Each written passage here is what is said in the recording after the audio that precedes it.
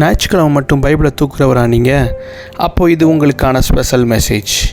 உங்களுக்கு ஒரு கேள்வி, உங்கள் பைபிள் உங்களுக்கு கேக் மாதிரியா இல்லை ரொட்டி மாதிரியா? கேக்கை நம்ம எப்போவாவது விசேஷ நாட்களில் மட்டும்தான் சாப்பிடுவோம். ஆனால் ரொட்டி உயிர் வாழ தேவையான அன்றாட ஆகாரம்.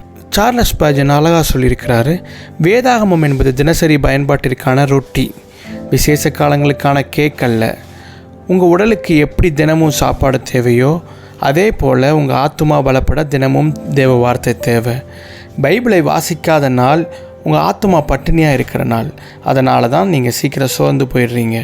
இயேசு சொல்லியிருக்கிறார், மத்தேயு 4:4 மனுஷன் அப்பத்தினால் மாத்திரமல்ல தேவனுடைய வாயிலிருந்து புறப்படும் ஒவ்வொரு வார்த்தையினாலும் பிழைப்பான்.